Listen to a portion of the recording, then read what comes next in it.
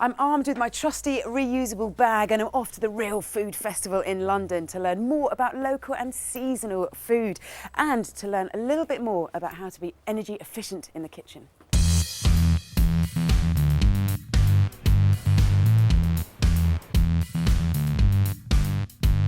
Thinking about where our food comes from and how we cook it can have a significant effect on our energy saving efforts. It's important to think about the small ways we can save energy because it helps the environment and saves money as well. I'd like to find out about people's attitude to buying produce locally and at the right time of year, as opposed to supermarkets, which often use greenhouses to grow produce out of season. And I'd also like to find out what makes seasonal producers really passionate about their food.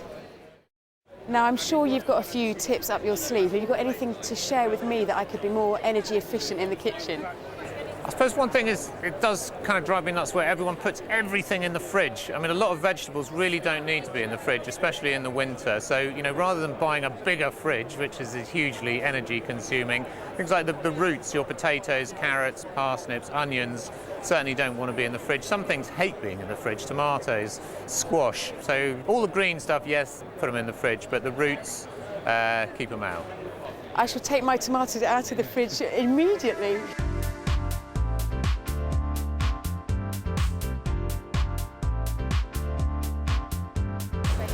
Hello there. Hello. Hello. Can you tell me what your farm does to be as energy efficient as it can be?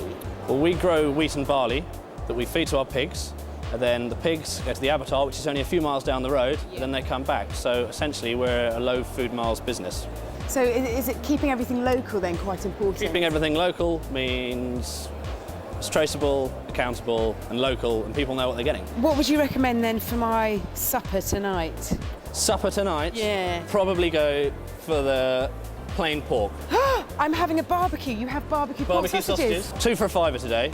I'll take 1 barbecue and 1 Old English. 1 barbecue Yeah. and 1 Old English, certainly. Thank you very much. Brilliant. Thank you very much. Thanks a lot.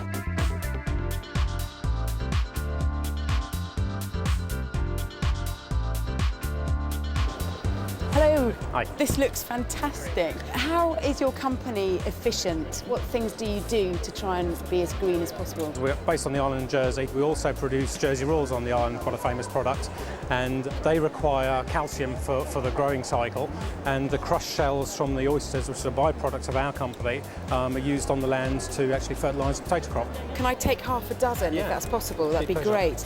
Can you cook them on a barbecue?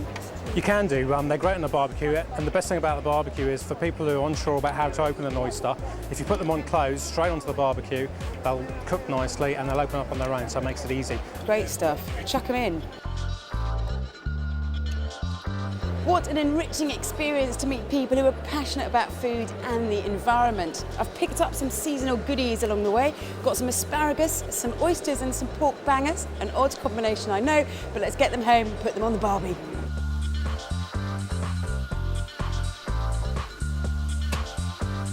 Charcoal barbecues are the most energy efficient. Charcoal is made from wood, and when it burns, it only releases as much CO2 as it absorbs when it's growing. Make sure your charcoal is certified by the Forest Stewardship Council and is produced locally from sustainable sources. Also, choose lumps rather than briquettes because they contain chemical additives.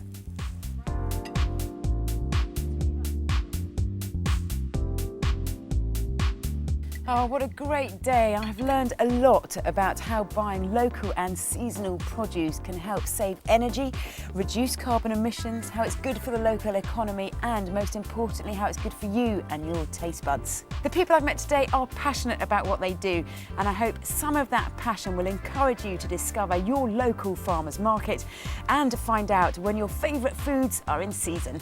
For more information about what we've discovered today and for some great energy saving tips, make sure you explore the website and tell your friends to visit energyrethinking.org.